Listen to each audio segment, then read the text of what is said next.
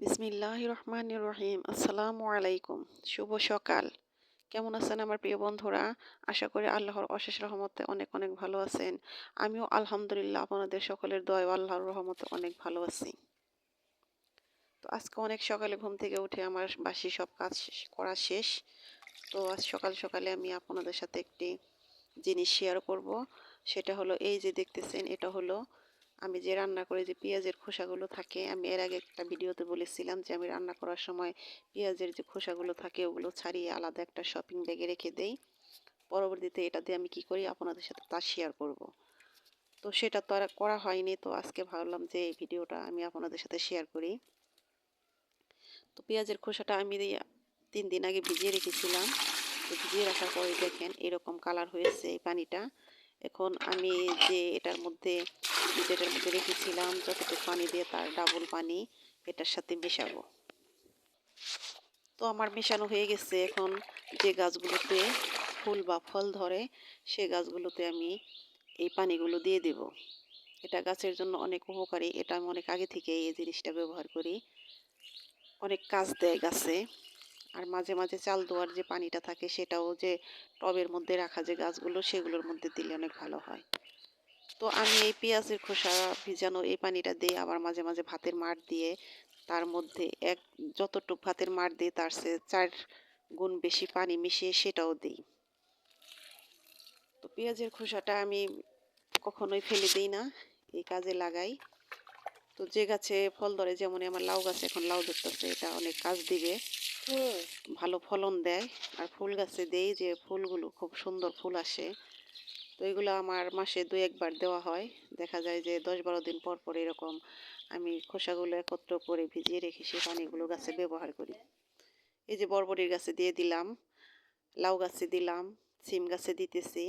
এবারে এই যে একটা বেগুন গাছ আছে সেটাই দেব।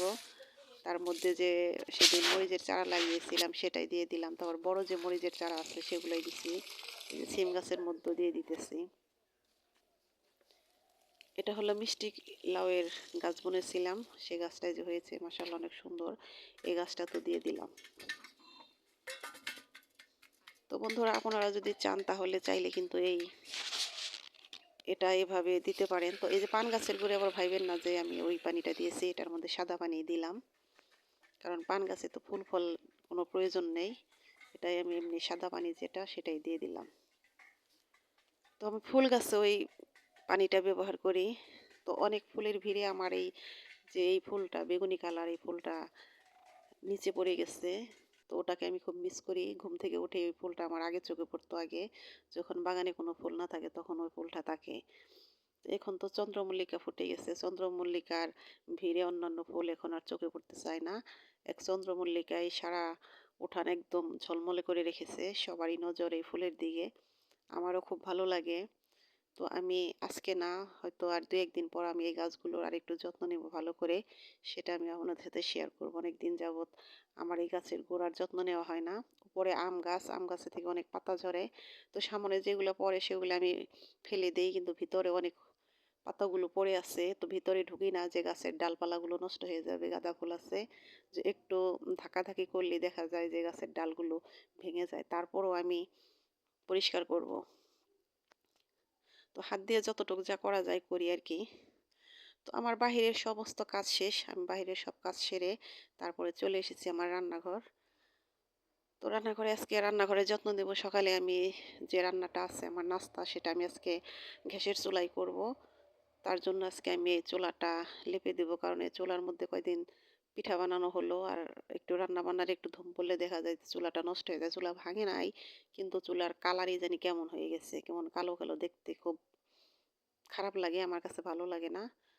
তো এই যে চারপাশে কেমন যেন তেল ছিটছিটে, বড় কড়াইতে রান্না করি তারপরও দেখা যায় তেলগুলো ছিটকে গিয়ে যেরকম কেমন যেন কাস্টে কাস্টে হয়ে যায়। এগুলো কিছুতেই মাটি দিয়ে লেপলে এগুলো আটকানো থাকে না।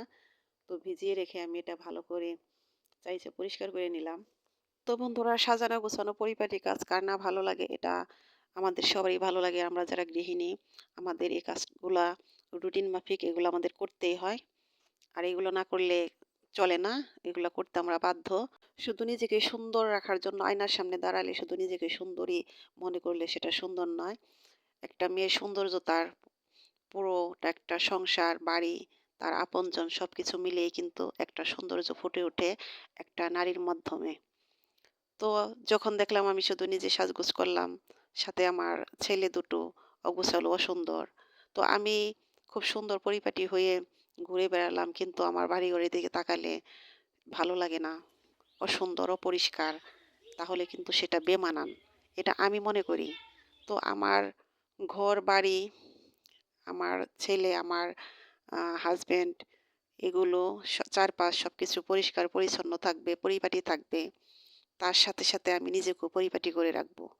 এটাই আমি সবসময় মনে করি। এটা মনে করি আমি সবসময় সেই যত্ন সহকারে এই কাজগুলো করি। আমার মনে হয় যে আমার চারপাশ যখন পরিপাটি হয়ে ওঠে তখন আমি নিজেও একজন পরিপাটি মানুষ। তো এটা মনে করি আমি সবসময় আমি সবকিছুর যত্ন করি খুব যত্ন সহকারে। যেমন এই ধরেন আমার গাছপালা, এই গাছপালাগুলোর এত যত্ন করি আমি, মনে হয় যে আমার নিজের চেয়ে বেশি যত্ন করি। তো এগুলো যত্ন করি বিধায়ী এগুলোর ফলটা সেরকম পাই।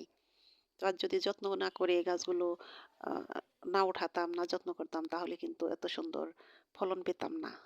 কত মরিচ, কত কত মরিচ ধরেছে গাছে, আজ 3টা মাস ধরে কোনো মরিচ কিনে খাওয়া হয় না। গাছের মরিচ দিয়েই মাসাল্লাহ চলে যাইতেছে। তো বন্ধুরা, কথায় কথায় অনেক কথাই বলতেছি। তো বন্ধুরা, আমার এই ভিডিওটা দেখতে দেখতে যারা এখনো লাইকটা দিতে ভুলে গেছেন, প্লিজ বন্ধুরা, আমার প্রিয় বন্ধুরা, অবশ্যই একটা লাইক দিয়ে আমার ভিডিওটা কন্টিনিউ করেন। আর যে বন্ধুরা এই কাজটি করে দিয়েছেন সে বন্ধুদের জানাই অসংখ্য অসংখ্য ধন্যবাদ। আর যে নতুন বন্ধুরা এই মুহূর্তে আমার ভিডিওটা দেখতে দেখতে এ পর্যায়ে চলে এসেছেন, যদি আমার ভিডিওটা একটু কোথাও ভালো লেগে থাকে তাহলে প্লিজ বন্ধুরা সাবস্ক্রাইব করে আমার পাশে থাকতে পারেন। এটুকু অনুরোধ সবসময় করি, করব।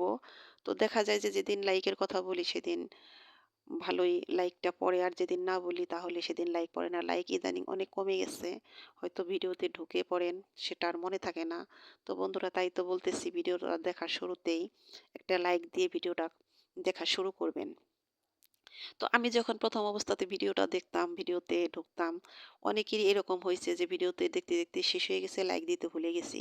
তো অনেক আমার প্রিয় আপুদের ভিডিওগুলো যখন দেখি, তারপরে যখন ভিডিওতে আপুরা বলে দিত, তখন আবার ব্যাক করে সেই চ্যানেলে ঢুকে আমি তখন লাইক দিয়ে চলে আসতাম। তো এই ভুলটি এখন আর করি না। তো ভিডিওটা দেখার শুরুতেই আমি লাইক দিয়ে ভিডিওটা কন্টিনিউ করে দিই। তো বন্ধুরা, এই তো আমার গাছের মরিচ দিয়ে আমি আজকে সকালে নাস্তাটা করতেছি। আমার চুলাটা যেহেতু ভেজা, এই কারণে আমি এই কাঁচামরিচ, পেঁয়াজ দিয়ে, লবণ দিয়ে এটাকে ভালো করে বেটারটা বানিয়ে আমি ঘরে চলে এসেছি। এটাকে এখন তেল দিয়ে ভাজবো, মচমচে করে ভেজে তারপরে সবাই খাবো। এই হলো আমার ঝটপট সকালের নাস্তা। তো দেখা যায় যে রুটি বানাতে পারতাম, কিন্তু তার সাথে আলাদা ভাজি বা অন্য একটা তরকারি ছাড়া তো রুটি খাওয়া যায় না। সে কারণে ঝটপট যেদিন অনেক তাড়াহুড়া হয় তখন আমি এই নাস্তাটা করি। তো আমার কাছে খেতে ভালো লাগে। তো এই নাস্তাটা খেতে আপনাদের কার কার ভালো লাগে আমাকে কমেন্ট করে জানাতে পারেন। আর প্রিয় বন্ধুরা, আজকে আমি আর কোনো রান্না-বান্না আপনাদের সাথে শেয়ার করলাম না, করতে পারলাম না। কারণ এই সকালের নাস্তা থেকে আমি আপনাদের কাছ থেকে বিদায় নেব। তো আমার কথা ও কাজে ভুল হতেই পারে, ভুল থাকতেই পারে। তো সে ভুলগুলো আপনারা ক্ষমা সুন্দর দৃষ্টিতে দেখবেন। তো আপনারা সবাই ভালো থাকেন, সুস্থ থাকেন। আপনাদের শুভকামনায় আজকের মতো এখানেই বিদায় নিলাম। আল্লাহ হাফেজ। আসসালামু আলাইকুম।